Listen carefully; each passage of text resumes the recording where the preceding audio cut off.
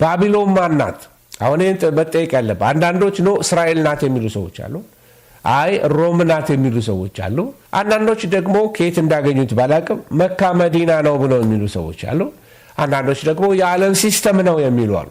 የዓለም ሲስተም ነው። ስለ ጋለሞታይቱ ባቢሎን የወይን ዋንጫ በእጇ የያዘች ቀይ ሐምራዊ ልብስ የለበሰች ቀይና ሐምራዊ ልብስ አንድ ላይ ደባልቃ የለበሰች ኃይለኛ የፖለቲካ ተጽዕኖ ያላት አውሬው መጨረሻ ላይ የሚያጠፋት ጋለሞታይቱ ባቢሎንን ነው።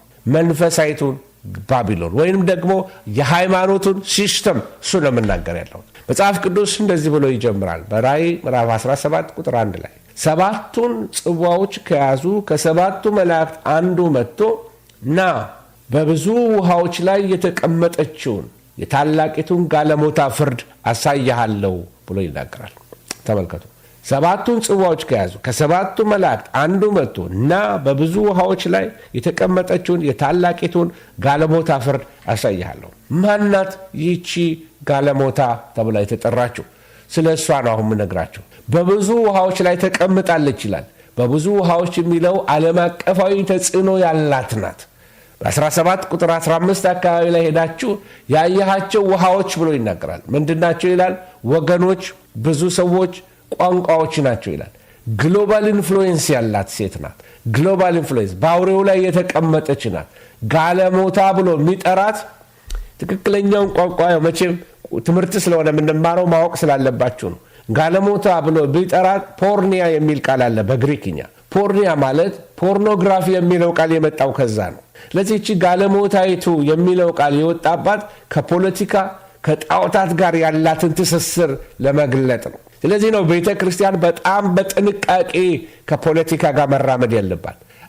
አማኝ ለፖለቲካ መጠንቀቅ እንዳለበት። ለምን? ሲስተሙ ባቢሎኒያን ሲስተም ስለሆነ ባቢሎናውያን አስተዳደር ስለሆነ ዓለም ላይ እየሰለጠነ ያለው አማኝ ሊጠነቀቅበት ይገባል። ቁጥር 2 ላይ እቺ ዓለም አቀፍ የሆነች ዓለም አቀፍ የሆነ ተጽዕኖ ያላት ባቢሎን ወይም ሴቲቱ ጋለሞታይቱ ሴት ጋለሞታ ብሎ ይጠርናት ፖርኒያ የሚላት የሃይማኖት ድርጅት እንደሆነች ትመለከታላችሁ።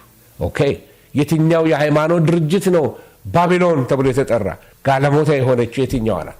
ነገስታትንና የምድርን ህዝቦች የምትስብ የምታስት ከእሷ ወይን ጠጅ የምታጠጣቸው ሁሉም ከወይኗ በእጇ ከያዘችው የወርቅ ዋንጫ ታጠጣቸዋለች። ምን ማለት ነው? ትበክላቸዋለች። የእሷን ወይን ይጠጣሉ። ከእሷ ጋር ህብረት ያደርጋሉ። ከእሷ ጋር ኪዳን ይገባባሉ። የእሷ ልጆች ይሆናሉ። ታስታቸዋለች። በተለይ አውሬው እንዲመለክ ጸረ ክርስቶስ እንዲመለክ መንፈሳዊ ተጽዕኖ በዓለም ህዝብ ላይ ታደርጋለች። ሐሰተኛ የሃይማኖት ድርጅት ናት። የትኛዋ ድርጅት ትሆን እንደዚህ አይነቷን? ወገኖች ሆይ እሺ፣ ሁለተኛው ላይ ምዕራፍ 17 ቁጥር 2 ላይ የምድር ነገስታት ከእሷ ጋር ሴሰኑ፣ በምድር የሚኖሩ ከዝሙቷ ወይን ጠጅ ሰከሩ ብሎ ተናገረኝ ይላል ዮሐንስ። ቅድም እንዳልኳችሁ ጋለሞታ ናት። ሃይማኖታዊ ድርጅት ናት። ነገስታትን የምድር ህዝቦችን የምታስት ናት። ከእርሷ ወይን ጠጅ ይጠጣሉ። በጣም መንፈሳዊ ብክለት ታደርጋለች። ዓለምን ሁሉ ወደ ጸረ ክርስቶስ ትነዳዋለች። በጸረ ክርስቶስ መንፈስ በአውሬው መንፈስ በአውሬው ኃይል እየተቀበለች ብዙ ስራዎችን አጋንንታዊ ስራዎችን ትሰራለች። አውሬው እንዲመለክ ታደርጋለች። ጸረ ክርስቶስ መንፈሳዊ ተጽዕኖ ታደርጋለች። ምስሉ በኢየሩሳሌም እንዲተከል የምታደርገው እሷ ናት። ብዙ ነገስታት ወደ እሷ ይመጣሉ። ብዙ ነገስታት ያናግሯታል። ብዙ ነገስታት በነገስታት መካከል ተሰሚነት አላት። አትራክት ታደርጋለች። አውሬውም ያገናታል። ስለዚህ የተሾመ መሪ ሁሉ እሷን ሳይሳለም የሚሄድ የለም። እሺ፣ እንግዲህ ስዕሎች የሚናገሩትን ትመለከታላችሁ። ስለ እሷ እየተናገርኩኝ ስለዚህች ጋለሞታ ስለሆነች የሃይማኖት ድርጅት እየተናገርኩኝ አንዳንድ ጥቅሶች ጨምርላችኋለሁ። ምዕራፍ 17 ቁጥር 3 ላይ በመንፈስም ወደ በረሃ ወሰደኝ ይላል። የስድብም ስሞች በሞሉበት 7 ራሶችና 10 ቀንዶች ባሉበት በቀዩ አውሬ ላይ አንዲት ሴት ተቀምጣ አየው። በበረሃ ውስጥ ነው ያለችው። ፍርድ ደርሶባታል። በአውሬው ላይ ተቀምጣለች። ማን ነው አውሬው? ቀዩ አውሬ ጸረ ክርስቶስ ነው። ሲመጣ የሰላም መልእክተኛ መስሎ መጥቶ ነበረ። አሁን ግን ቀዩ አውሬ ተብሎ ተጠርቷል። ለምን? እውነተኛ መልኩ ሲገለጥ ትመለከታላችሁ። ነጭ ፈረስ ነበር የተመለከትነው መጀመሪያ ሲወጣ። አሁን ግን ያ ነጭ ፈረስ ቀይ አውሬ ሆኗል። 7 ራሶች አሉ በላዩ ላይ በሱ ላይ የስልጣኑን የበላይነቱን የአገዛዙን ፍጹምነት ኃይለኛ እንደሚሆን ፍጹም እንደሚቆጣጠር በምድር ላይ ሃይማኖቱን እንደሚቆጣጠር ኢኮኖሚውን እንደሚቆጣጠር ይሄ የጸረ ክርስቶስን ባህሪ ይገልጽልናል። 7 ራስ ብቻ አይደለም ያለው 10 ቀንዶች አሉ። 10 ቀንዶች አሉ። ስዕሉ ለማሳየት ያለው 10 ቀንዶች አሉ። ስለዚህ ከጸረ ክርስቶስ ጋር ተባባሪ የሆኑ 10 መንግስታቶች ይነሳሉ። 10 መንግስታቶች ይነሳሉ። እነዚህ መንግስታቶች እነማን ናቸው? እንነጋገራለን፣ እንመለከታቸዋለን፣ እናያቸዋለን። ቁጥር 4 ላይ 17:4 ሴቲቱም በቀይና በሐምራዊ ልብስ ተጎናጽፋ በወርቅና በከበሩ ድንጋዮች በዕንቆች ተሸልማ ነበር። በእጇ የሚያስጸይፍ ነገር የዝሙቷም እርኩሰት የሞላበትን የወርቅ ጽዋ ያዘች ይላል። ወገኖች ሆይ ስለዚች ሴት ወይም ስለ ጋለሞታይቱ ስለዚህ ስለ ባቢሎን ሲናገር ቀይና ሐምራዊ ልብስ ለብሳለች ይላል። ቀይና ሐምራዊ ልብስ የሚለብሱ እነማን ናቸው? እስቲ እናያቸዋለን። እየቀጠልን ስንሄድ ልብስ የሚያመለክተው ገዥነትን ነው፣ ስልጣንን ነው፣ አለቅነትን ነው የሚያመለክተው። ለምሳሌ ፊታውራሪ አስፋው ምንድነው? ደጃዝማች አስፋው የፊታውራሪነት ቀሚስ ለበሱ ቢባል ስልጣን ተሰጣቸው ማለት ነው፣ ቀሚስ መልበስ ማለት። ስለዚህ የለበሰችውን ልብስ የሚያሳየው ገዥነትንና ስልጣንን ለማሳየት ነው። ልብስ ለብሳ ነበረ። ልብሱ በአብዛኛው የሮም ገዢዎች በተለይ የሮማን ኢምፓየር ሴኔተሮች የሚለብሱት ልብስ ነው። በልብሳቸው ላይ ቶጋ ይባላል ልብሳቸው። በቶጋው ላይ ይህንን ሐምራዊ ልብስ ይደርቡበታል። ስልጣናቸውን ያሳያል፣ ክብራቸውን የሚያሳይ ነው። ስለዚህ የመኳንንት አለባበስ የገዢዎች አለባበስ ነው። በወርቅ በከበረ ድንጋይ በከበረ ዕንቁ ተሸልማለች። ብልጥግናዋን ያሳያል፣ ሀብቷን ያሳያል። በጣም ሀብታም ናት እቺ ድርጅት፣ ባለጠጋ ናት። በእጇ የወርቅ ጽዋ ይዛለች። ይሄ ጽዋ ቅዱስ ቁርባን መስጫ አይደለም። በውስጡ ያለ የሚያስጸይፍ ነገር የዝሙቷ እርኩሰት የሞላበትን የወርቅ ጽዋ ይዛለች። በጽዋው እርኩሰት ሞልቶባታል። ነገስታት ከዛ መጥተው ይጠጣሉ፣ ከዛ እርኩሰቷን ይካፈላሉ። ለጸረ ክርስቶስ ምትመለምላቸው እንደሱ ነው፣ ምታሰልፋቸው በዛ መንገድ ነው። ባዕድ አምልኮ፣ ጣዖት ርኩሰት ናቸው በመጽሐፍ ቅዱስ ቋንቋ። ስለዚህ ወደ ባዕድ አምልኮ ወደ ጣዖት አምልኮ ህዝብን ምድርን ሁሉ ትመራለች ማለት ነው። ሐምራዊና ቀይ የለበሰች ናት የሚለውን አንዳንድ ምሁራኖች በዚህ ምልክት ይሄዳሉ። በሴኔተሮች ቅድም እንዳልኳቸው ሮማን ኢምፓየር ዝም ብሎ ዲሳፒር አላደረገም። ሟምቶ የገባው ወደ ሮማን ካቶሊክ ውስጥ ነው የገባው። ብዙ ምልክቶቻቸው፣ ብዙ አለባበሶቻቸው፣ ብዙ ሪቹዋሎቻቸው በጣም ሮማን ኤምፓየራዊ ነው እንጂ ሞር ሮማን ካቶሊክም የተባለው ሮማን የተባለበት ምክንያት ይሄ ነው። ካቶሊክ ብቻ ነው። ካቶሊክ ማለት ዩኒቨርሳል ማለት ነው። ዩኒቨርሳል ማለት ነው።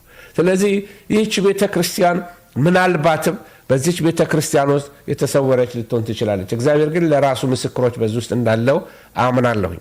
እየቀጠልን ስንሄድ ቁጥር 5 በግንባሯ ምስጢር የሆነ ስም ታላቂቱ ባቢሎን የጋለሞታዎችና የምድር ርኩሰት እናት ተብሎ ተጻፈ ብሎ ይነግረናል። ምን እየተናገረ ነው ያለው? እዚህ ላይ የምትመለከቱት ምስጢራዊ ስሟን ዮሐንስ ተመለከተ። ሰው ከውጭ የሚያየው ስም አለ።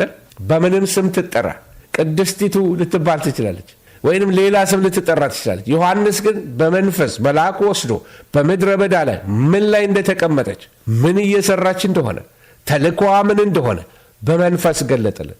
እግዚአብሔር ነገርን በመንፈስ ይግለጥላችሁ። የዚህ ዘመን ትልቁ የተደናበርንበት ነገር የዚህ ዓለም ሲስተም በውጪ በማየት በመንፈስ ካለማየት የተነሳ ዲሰርንመንት ከመጥፋቱ የተነሳ ለይተን ማየት አቅቶናል። ይህቺ ድርጅት ምን እንደሆነች በትክክል የገባው ዮሐንስ እግዚአብሔር በመንፈስ ቅዱስ ስለገለጠለት ብቻ ነው። ምስጢራዊ ስም አላት። ማነገረው ለዮሐንስ? መልአኩ ገለጠለት። መልአኩ አይኑን ከፈተለት። ተመልከታ ነው። በላዋ ላይ የተጻፈ ስም አለ። በሃይማኖት ስም የምታስት በጸረ ክርስቶስ መንፈስ የምትሰራ ነበረች። ሃይማኖታዊ ድርጅት ናት። የጸረ ክርስቶስ መንፈስ አለባት። ኢየሱስን የማይወድ መንፈስ አለባት። እግዚአብሔር ይገስጸው ይሄን መንፈስ። የሃይማኖት ድርጅቶች ኢየሱስን የሚጠላ መንፈስ ተመልከቱ። በጥንት ዘመን አንድ ነገር ላስታውሳችሁ። በጥንት ዘመን ሴቶች ወይም ደግሞ እነዚህ ሴተኛ ዳሪዎች ወይንም ደግሞ ስጋቸውን በመሸጥ የሚተዳደሩ ሴቶች ሊጋል ነበር፣ ህጋዊ ነበረ ኑሯቸው፣ ይችላሉ እንደዛ። አሁንም በሀገራችን እንዳለው ማለት ነው። ልክ እንደዛ ሴተኛ አዳሪዎች ስማቸውን በጣም በሚያምር ጨርቅ ላይ እንደዚህ እንደ ሄድባንድ አይነት እንደዚህ በግንባራቸው ላይ ይጻፍባቸዋል። ልክ እንደዛ ለባቢሎን ላይ በለዋ ላይ በዚህ ሴት ላይ በጋለሞታይቱ ላይ ተጽፎባታል። የጋለሞታዎችና የምድር እርኩሰት እናት ተብሎ ተጽፎባታል። ይህን በመንፈስ ነው እሱ አይደለም የጻፈችው፣ እግዚአብሔር ነው የገለጠለት ማንነቷን። አንዳንዴ በመንፈስ የምናያቸው ሰዎች ላይ በላያቸው ላይ የተጻፈባቸው ይሆናል። ሌባ ከሆነ አንዳንዴ መንፈስ ቅዱስ አይኖቻችን ከፍቶ ሌባ ነው እንደዚህ ነው ብሎ መንፈስ ቅዱስ ሊገልጥ ይችላል። ለሰዎች በግንባራቸው ላይ የተጻፈ ነገር ሊኖር ይችላል። ወገኖች ሆይ እናት ተብላ የተጠራቸው የምድር እርኩሰት ከእርሷ ማህፀን የወጡ ናቸው። ባቢሎን የምድር አመፅ፣ በእግዚአብሔር ላይ ማመፅ፣ የነ ናምሩድ ዘር ያለባት፣ የነ ሰሚራሚስ የተሙዝ ዘር ያለባት፣ እርኩሰት ያለባት፣ አማልክቶችን ጣዖታትን የፈለፈለች፣ ያንዳንዱን ባህል የተጫነች ተጽዕኖ ያመጣች ባቢሎን፣ ጋለሞታይቱ ባቢሎን፣ መንፈሳዊቱ ባቢሎን፣ ከጸረ ክርስቶስ ጋር የምትተባበረው ባቢሎን፣ ስለ እሷ ነው የሚናገረው ወገኖች ሆይ። ስለዚህ የምድር ርኩሰት እናት ማናት ከተባለ ባቢሎን። ስለዚህ ጋለሞታይቱ በአውሬው ላይ እንደምትጋልብ መጽሐፍ ቅዱስ በትንቢት ይነግረናል። ቁጥር 6 ላይ ሄዳችሁ ስትመለከቱ ምን ይላል? ሴቲቱም ይላል በቅዱሳን ደምና በኢየሱስ ምስክሮች ደም ሰክራ አየኋት። ባየኋት ጊዜ እጅግ ታላቅ ድንቅ አደነቅሁ፣ በጣም ተገረምኩኝ። ምናልባት ዮሐንስ የተገረመው ይህች ሴት የሃይማኖት ሴት ትመስላለች፣ ይሄ ድርጅት የሃይማኖት ድርጅት ይመስላል። ነገር ግን የምትጋለበው ጸረ ክርስቶስን ነው። የሚነዳት የሚመራት ጸረ ክርስቶስ ነው። የታተመችው በግልሙትና መንፈስ ነው። በጣም ተገርሟል። በመከራው ዘመን መካከል ላይ የታረዱት ቅዱሳን ደምን የጠጣችው ይህቺ ባቢሎን ናት። የሮም መንግስታት የቄሳርን ልክ አምልኮ ያስፋፉበት አንዱ መንገድ እቺ የሃይማኖት ድርጅት በዛ በጥላነት ስለነበረች ነው። እውነተኛውን አምላክ ያመለኩ ታርደዋል። አሁን ወደ ስህተት ህዝብን በጸረ ክርስቶስ ዘመን ወደ ስህተት ህዝብን የምትመራው እሷ ናት። ልክ በሮማውያን ዘመን እንደነበረ በናዚዎች፣ በአይሁድ፣ በሙስሊሞች፣ በካቶሊክ ቤተክርስቲያን ብዙ ቅዱሳን ታርደዋል። በጣም ብዙ ቅዱሳን ታርደዋል። እንደውም ኔሮ ከገደላቸው በላይ የካቶሊክ ቤተክርስቲያን የገደለቻቸው ይበዛል ይባላል። አያችሁ እንዴት አደገኛ እንደሆነች ቤተክርስቲያን ከመንፈሳዊነት ስትወጣ። ከነዚህ ከታወቁት አንዱ እነ ዊሊያም ቲንደል ናቸው። መጽሐፍ ቅዱስን ወደ እንግሊዘኛ ስለተረጎሙ እነ ጆን ሃስ ጂሰስ the son of David have mercy on እያለ እየዘመረ በእሳት አቃጥለው የገደሉት አገልጋይ ነው። መጽሐፍ ቅዱስን ለምን ሰው በሚገባው ቋንቋ አንሰብክም በሚለው ቋንቋ ስላሉ ይሄን ዋጋ የከፈለው ተመልከቱ። እየቀጠልን ስንሄድ ባቢሎን ያደረገችውን ላሳያችሁ። 17:6 ላይ ሴቲቱም በቅዱሳን ደምና በኢየሱስ ምስክሮች ደም ሰክራ አየኋት፣ ባየኋት ጊዜ እጅግ ተደነቅኩኝ ብሎ ይልና የቅዱሳንን ደም እንዴት እንደጠጣች ያመለክታል። ብዙ ታሪኮችን ወደኋላ ሄጄ ሬፈረንስ ላሳያችሁ እችላለሁ ወገኖች ሆይ። በስፔን ብዙዎች ታርደዋል፣ በሮም ብዙዎች ታርደዋል። ቅዱሳን በክርስቶስ ኢየሱስ ያመኑ መጽሐፍ ቅዱስን በሰው ቋንቋ በራሳችን ቋንቋ እናንብ ያሉ ብዙ ተሰቃይተው ተቃጥለው ተገለዋል። ማን አደረገው? በቤተ ክርስቲያን ውስጥ ካህናቶች። ማርቲን ሉተርን ያዳነው የከተማው አገረ ገዢው ነው ያዳነው እንጂ ሊገድሉት ነበር። ጻድቅ በእምነት በሕይወት ይኖራል የሚለው ትምህርት ሲመጣ ቤተ ክርስቲያን ጠርታ መክራ ገዝታ ለመመለስ ብቻ ሳይሆን አፍናም ለመግደል የሚቃጣት ስጋዊ ሰዎች የተሰበሰቡባት ነበር። ደህንነት በገንዘብ የሚሸጥበት ዘመን ነበረ ወገኖች ሆይ። ብዙ ቸርች ሂስትሪ ስታጠኑ የሚገርም ነገር ትመለከታላችሁ። እናንተ ታሪኩን አነቡና ስለ መንግስታቱ ልሂድላችሁ። በተለይ ምዕራፍ 17 ቁጥር 9ና 10 ስትመለከቱ ጥበብ ያለው አእምሮ በዚህ ነው። 7ቱ ራሶች ሴቲቱ የተቀመጠችባቸው 7 ተራራዎች ናቸው። 7 ነገስታት ደግሞ ናቸው። ተራራዎች ናቸው። 7 ነገስታቶች ናቸው። 5ቱ ወድቀዋል፣ እንዲሁም አንዱም አለ፣ የቀረው ገና አልመጣም ይላል። ሲመጣም ጥቂት ጊዜ ሊቆይ ይገባዋል ይላል። ምንድነው የሚነግረን? 7 ራሶች 7 ተራራዎች ናቸው። በጣም ጥሩ። ምን ማለት ነው? 7ቱ ራሶች አንዳንዶች የሚናገሩት ሮም የተሰራችባቸው ተራራዎች ናቸው ይላሉ። በትክክልም ሮም ከ7 ተራራዎች ነው የተሰራቸው። ነገር ግን እሱን ማለቱ ነው ወይ? በጥያቄ ምልክት ትቼዋለሁ ላይመስለኝ ስላልመሰለኝ ነው። 7 ራሶች 7 ነገስታት ናቸው። ግልጽ ነው። ከ7ቱ ነገስታት አሁን አንዱ አለ ይላል። ማነው እሱ? ሮም ነው። ይህ ዮሐንስ ባየበት ዘመን ላይ ከ7ቱ ራሶች ወይም ከ7ቱ ነገስታት አንዱ ሮም ነው። ዳንኤል ላይ የምትመለከቱት ነው። ዳንኤል ላይ ናቡከደነጾር ባየው ህልም ላይ። ስለዚህ ከ7ቱ ራሶች መካከል 8ኛው እዛው 7 ውስጥ ነው ያለው። ምን ማለት ነው? ካለው ከሮም ኢምፓየር ውስጥ 8ኛው ኢምፓየር ይወጣል። ምንድነው? የተነቃቃው የሮም ኢምፓየር ይነሳል። 5ቱ ወድቀዋል። ግብፅ ወድቋል፣ አሶር ወድቋል፣ ባቢሎን ወድቋል፣ ፋርስ ወድቋል፣ ፋርስና ሜዶን ወድቋል፣ ግሪክ ወድቋል። ስለዚህ አሁን የቀረ መንግስት አለ፣ የሚነሳ መንግስት አለ። ስለ እሱ መንግስት ነው ነግሬያችሁ ዛሬ ልጨርስላችሁ ፈልገው።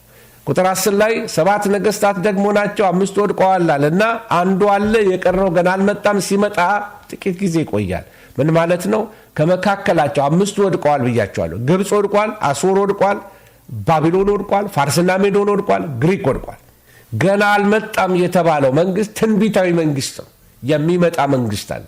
የሚመጣው ገና የሮም መንግስት ነው። በዘመኑ ሪቫይቭድ የሆነው ኢምፓየር ሮም የገዛቸው አገሮች አሉ። ሮም በነገራችን ላይ በወደቀበት ሮማን ኢምፓየር በወደቀበት ሰዓት ላይ 10 ቦታ ነው የተከፈሉ። 10 ሊተራሊ 10 ቦታ 10ሩን አገሮች እነግራቸዋለሁ ዛሬ። ስለዚህ አውሮፓን አንድ ማድረግ የሚለውም ሀሳብ ራሱ የተነሳው ሮም ላይ ነው። ይሄ ስብሰባ የተደረገው አውሮፓን አንድ ላይ ለመሰብሰብ ሲባል ማለት ነው። ስለዚህ ወደ ጥፋት ይሄዳል የተባሉ 7 መንግስታት አልፈዋል ብያቸዋለሁ። 8ኛው መንግስት ራሱ 7ኛው ነው። ምን ማለት ነው? ከውስጥ ከ7ቱ መንግስታት ውስጥ አምባገነን ሆኖ ሮማን ኢምፓየር እንደገና ይነሳል። ሪቫይቭድ ሮማን ኢምፓየር። ስለዚህ ጸረ ክርስቶስ ከዛ መካከል ይነሳል። የአውሮፓ ህብረት ተነስቷል። አሁን የአውሮፓ ህብረት 10 አይደሉም፣ 10 ራሶች ነው የሚለው። ስለዚህ የአውሮፓ ህብረት 10 አይደሉም፣ እንደውም ከ10ም ይበልጣሉ። እንዴት እንደሱ ሊሆን ቻለ? በኋላ አሳያቸዋለሁ ምን ማለት እንደሆነ። በመከራው ዘመን ከጸረ ክርስቶስ ጋር የሚሰሩ 10 የአውሮፓ መንግስታቶች ይነሳሉ። በደምብ ስሙኝ፣ 10 የአውሮፓ መንግስታቶች ይነሳሉ። ታዲያ ለምን 10 ሆኖ አሁን ከዚያ ይበልጣሉ ካላችሁኝ፣ በ476 ዓመተ ምህረት አካባቢ ሮም ስትፈርስ 10 የተከፋፈለ መንግስት ሆነው ነበር። አንዱ ሮማን ኢምፓየር 10 ኪንግደሞች ሆኑ ነበር። ስማቸውን ላሳያችሁ። እንግሊዝ ሲከፋፈል ሳክሰን ይባል ነበር በዛ ጊዜ። ፈረንሳይ ፍራንክስ ይባል ነበረ። ጀርመን አልሜኒያ አለማኒ ነው የሚሉት። ስፔን ደግሞ ቪስኮት፣ ፖርቹጋል ሱቬቪ፣ ጣሊያን ሎምባርድ፣ ስዊስ እንደምታነቡት እነዚህ ሁለቱ የጠፉ ናቸው። ሄሮና ቫንዳልስ ጠፍተዋል ይባላል፣ ወይንም ደግሞ በሌላ ህብረተሰብ መካከል አብረው ገብተዋል። ስለዚህ 27 ሀገሮች ናቸው ትክክል። ነገር ግን ወሳኞቹ ሀገሮች ሮማ ስትወድቅ 10 ቦታ ነው የተከፈለችው። ከዛ በኋላ ላሳያችሁ። አሁን በአውሮፓ ቋሚ አባላት የተባሉት የአውሮፓ ከ27ቱ የአውሮፓ ህብረት አባላቶች ቋሚ የተባሉት እነዚህ 10 ናቸው። ቤልጅየም፣ ፈረንሳይ፣ ጣሊያን፣ እንግሊዝ፣ ፖርቱጋል፣ ኔዘርላንድ፣ ዴንማርክ፣ ጀርመን፣ ሉክዘምበርግ፣ ስፔን እነዚህ በሙሉ እዛ ውስጥ ትመለከታላቸው። ስለዚህ ይህንን የማሳያችሁ ለምንድን ነው? 10 መንግስታቶች ከአውሮፓ ነው የሚነሱት እና አሁን በዚህ ሰሞን ተመልከቱ። አውሮፓ ላይ ከዶናልድ ትራምፕ ከመጣ በኋላ ልዩነት እየተፈጠረ ነው ያለው። የዶናልድ ትራምፕ ወደ ስልጣን መጥቶ ከአውሮፓ ጋር እየተፋታ ስትመለከቱ የሆነ ምህረት አሜሪካንን ሊያገኛት ነው። የአውሮፓን ኢምፓየር እየተነሳ ነው። ጀርመን እየተነሳ ነው። ፈረንሳይ በኃይል እየተነሳ ነው ያለው። ዩሮፒያንስ እየተገጣጠሙ ነው ያሉት። ራሳችንን ድፈንድ እናደርጋለን ብለው እየተነሱ ነው ያሉት። ስለዚህ ነገሮች ሁሉ አሁን እስካለት እያደረጉ እየሄዱ ነው ያሉት። የኢኮኖሚ ግጭት እየተመለከታችሁ ነው። ምንድነው ይሄ የሀገሮች አላይመንት ወይም ደግሞ አሰላለፋቸው እየተለየ እየመጣ ነው። ስለዚህ ምናልባት አሜሪካኖችን በዚህ አስቸጋሪ በሆነ ፕሬዚደንት ምክንያት ከአውሮፓ ህብረት ጋር መለያየቱ ምናልባት ከጸረ ክርስቶስ ጋር እንዳይተባበሩ ክርስቲያን ኔሽን ስለሆኑ ምህረት አድርጎላቸው የአባቶቻቸው አምላክ ምህረት እያደረገላቸው ከሆነ ብዬ ጥያቄ ምልክት አደርጋለሁ። ይሄ የኔ ሀሳብ ነው። ግን ከነዚህ 10 ሀገሮች ውስጥ እንዳልሆኑ አውሮፓ ላይ ትመለከታላችሁ። ስለዚህ የሮም ኤምፓየር እንደገና ሪቫይቭድ ይሆናል። ይህን ነው የምንረዳው። እና እነዚህ 10 ምንድን ነው የሚያደርጉት ካላችሁ፣ እነዚህ 10 ስልጣናቸውን ለአውሬው ይሰጣሉ።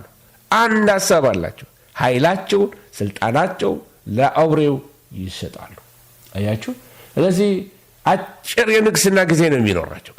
ለአጭር ጊዜ ሊነግሱ ይገባቸዋል። ዓለምን የሚያንቀጠቅለው የእነዚህ 10 መንግስታት መነሳት፣ 10 ራሶች፣ 7 ቀንዶች። ምክንያቱም 3 ወዴት እንደሚወድቁ በኋላ በሌላ ምዕራፎች ላይ ወይ በዳንኤል ላይ እንመለከተዋለን። እና እነዚህ የሚስማሙ መንግስታቶች ናቸው። በሀሳብ በዓላማ አንድ ላይ መርጃ አድርገዋል። ኔቶ ፓወር ብለውታል፣ ምናምን ፓወር ብለዋል። በብዙ ነገር ተዋህደዋል። ያሉት ሰራዊታቸው አንድ ይሆናል። የአውሮፓ ሰራዊት አንድ ይሆናል።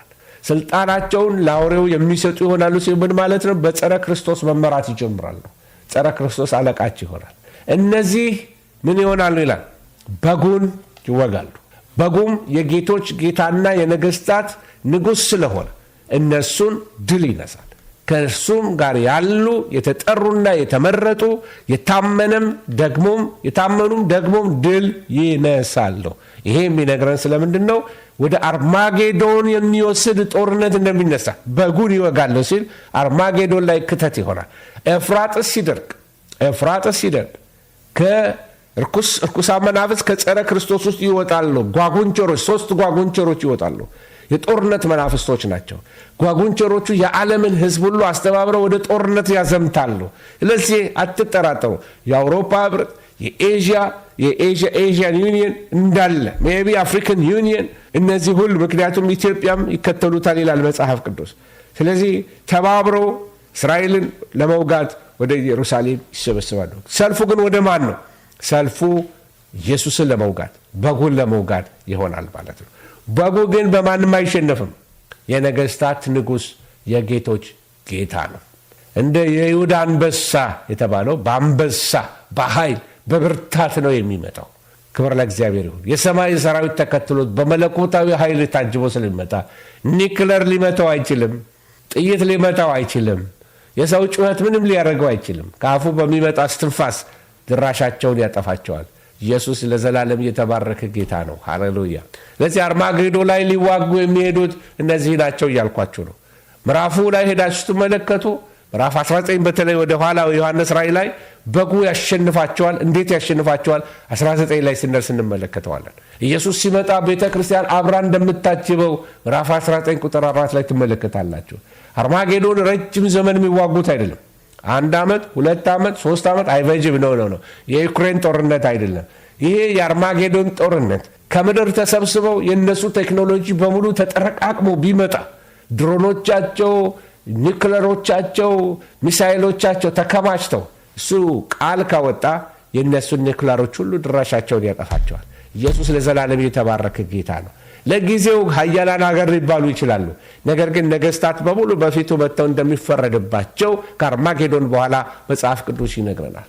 ምዕራፍ 19 በጉ ያሸንፋቸዋል ይላል። ሃሌሉያ! ኢየሱስ ያሸንፋቸዋል። አሁን ክብር ለእግዚአብሔር ይሁን። ኢየሱስ ሲመጣ እንዳልኳችሁ ቤተ ክርስቲያን ታጅበዋለች። ማራናታ፣ አሜን፣ ጌታ ኢየሱስ ሆይ ቶሎና አብረን እንገለጣለን ይላል። ወገኖች ሆይ ዓይን ያላየው ጆሮ ያልሰማው እግዚአብሔር ለሚወዱት ያዘጋጀው የማይበሰብሰውን ሥጋ የለበሱ ቅዱሳን ከኢየሱስ ክርስቶስ ጋር ይገለጣሉ። ወገኖች ሆይ አርማጌዶን አጭር ጦርነት ነው። የሚጠናቀቀውም ደግሞ የበጉ የበላይ ድል ነስቷቸው አሸንፏቸው ይሆናል። የቅዱሳንም ድል ይሆናል። ቅዱሳንም እልልታ ይሞላሉ፣ ምስጋና ለበጉ ያመጣሉ። መጽሐፍ ቅዱስ ይህንን ነው የሚያስተምረን። ጋለሞታይቱ የተቀመጠችባቸው ያያቸው ውሃዎች፣ ወገኖች፣ ብዙ ሰዎች፣ አሕዛብ፣ ቋንቋዎች ናቸው ይለናል። ስለዚህ ጋለሞታይቱ ተጽዕኖ ዓለም አቀፋዊ ቢሆንም መጨረሻዋ አያምርም። ምን ትሆናለች? ልጨርስ። አንድ ቁጥር ነው የቀረኝ፣ ታገዙኝ። ያያቸውም 10 ቀንዶችና አውሬው ጋለሞታይቱን ይጣላሉ። ሃሌሉያ! የሚያዋጣት ኢየሱስ ነበር። እቺ ጋለሞታይቱ ባቢሎን፣ እቺ የምታስተው ቤተ ክርስቲያን፣ የጸረ ክርስቶስን ፕሮሞት ያደረገችው ቤተ ክርስቲያን። ሰይጣን ዘመድ የለውም፣ ጓደኛ አያውቅም፣ ባለውለታ አያውቅም፣ ያርዳታል። ባዶዋን ይላል መጽሐፍ ቅዱስ። ተመልከቱ ጥቅሱን። ያያቸው 10 ቀንዶች የአውሮፓን ኤምፓየር፣ የኋለኛው የጸረ ክርስቶስ መንግስት ማለት ነው። አውሬው ጸረ ክርስቶስ ጋለሞታይቱን ይጣላሉ። ከዛስ ባዶዋንና ራቁቷን ያደርጓታል። ስጋዋን ይበላሉ፣ በእሳት ያቃጥሏታል። መጨረሻ እግዚአብሔር አሳልፎ ይሰጣታል። ጀጅመንት በእሷ ላይ ይደረግባታል። ስለዚህ ፍርድ ከእግዚአብሔር ትቀበላለች። አርማጌዶን ይሄን ነው የሚሆነው። ከአርማጌዶን በፊት አውሬውና መንግስታቱ የሚያጠፏት ጋለሞታይቷን ይሆናሉ። የሚበሉት ሲያጡ እርሷን ይበሏታል። ምን ማለት ነው? ፖለቲካል ኮንፍሊክት ሊሆን ይችላል። ዓለምና ቤተ ክርስቲያን አይስማሙ የምንለው ለዚህ ነው። እኛ የብርሃን መንግስት ነን፣ እኛ የጽድቅ መንግስት ነን። በፍጹም ደግ ሰይጣን የለም። ጋለሞታይቱ ባቢሎን መጨረሻ ላይ ግን ስጋዋን ይበላሉ፣ በእሳት ያቃጥሏታል፣ ራቁቷን ያደርጓታል፣ ኢምባራስ ያደርጓታል። በቃ እርቃኗን ማለት ውርደት ውስጥ ይከቷታል። ጋለሞታይቱ ትወድቃለች፣ ጋለሞታይቱ ይፈረድባታል። ያ የለበሰችው የሐምራዊ ልብሷ ሁሉ ከንቱ ይሆናል። ዋንጫዋ፣ እርኩሰቷ ሁሉ በራሷ ላይ ይደፋል፣ ጥፋት ይሆንባታል። ወገኖች ሆይ እውነተኛ ማንነቷ ይጋለጣል፣ ውርደት በላዋ ላይ ይመጣባታል። እግዚአብሔር ሐሳቡን እንዲያደርጉ አንድንም ሐሳብ እንዲያደርጉ እግዚአብሔር ቃል እስኪፈጸም ድረስ መንግስታቸውን ለአውሬው እንዲሰጡ በልባቸው አግብቷልና ጀጅመንት ሊመጣ ሲል እግዚአብሔር አሳልፎ ይሰጣቸዋል። መንግስታቱን በሙሉ መክሮ እምቢ ሲሉ መስመሩን ይለቅላቸዋል። ሄዱ እንግዲያው ይላቸዋል።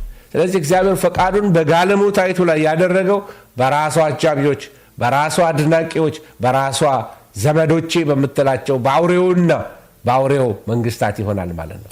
የፈረደባት እግዚአብሔር ነው። ነገር ግን ፍርዱን ያመጣባት ደግሞ አውሬውና መንግስታቱ ናቸው።